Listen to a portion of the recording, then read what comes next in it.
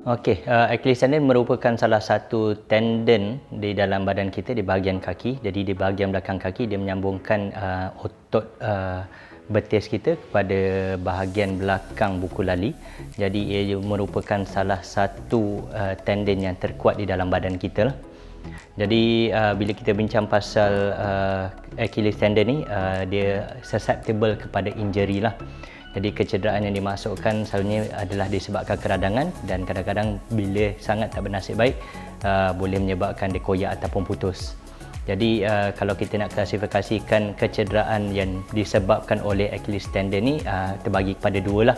Satu kita katakan sebagai insertional Achilles tendinopathy, iaitu di mana kawasan yang sakit tu adalah dekat tempat masuknya tendon tu kepada bahagian tulang bahagian belakang buku lali.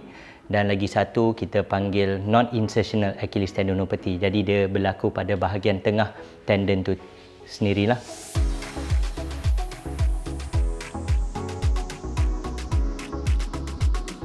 Jadi kalau kita nak berbincang bagaimana dan mengapa ianya berlaku, dalam kebanyakan kes dia berlaku kerana kita panggil tendon overload lah. So maksudnya kita melakukan satu aktiviti yang melebihi kapasiti tendon tersebut.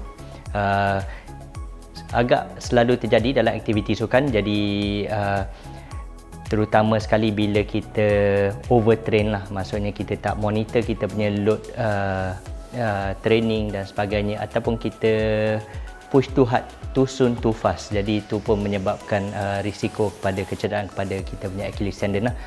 Dan tak dilupakan lagi satu, of course, kalau kita ada trauma, kalau kita main bola sekali kena sepak, kena tackle dan sebagainya, itu boleh menyebabkan keradangan pada Achilles tendon kita lah.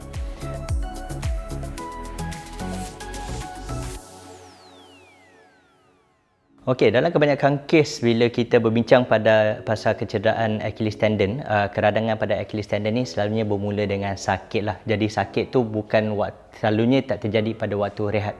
Kita panggil sakit keradangan daripada Achilles tendon ni selalunya bila kita load, maksudnya sama ada kita berlari, berjalan, naik tangga, masa tu kita akan mula rasa. Dan bila kita rest, selalunya dia akan pergi dengan sendirinya. Selain daripada tu, ada setengah orang akan perasan ada bengkak, ataupun ada kemerahan pada bahagian belakang tumit tu. Jadi ataupun bila sentuh pun ada rasa sakit. Dan ada juga yang mengatakan merasakan buku lali tu sedikit stiff lah. Jadi dia juga bersangkut paut dengan rasa tegang pada otot betis.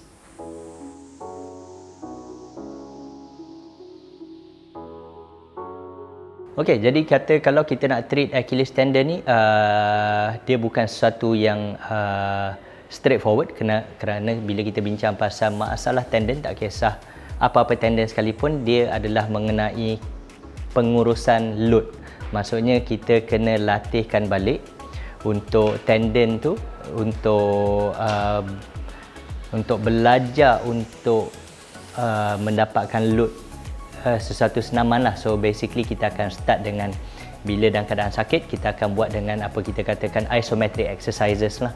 Jadi ini adalah untuk mengurangkan sakit, dan juga lagi satu untuk melatih otot-otot yang menggerakkan tendon ni, otot-otot betis, untuk deactivate balik dan pergerakan dengan baik.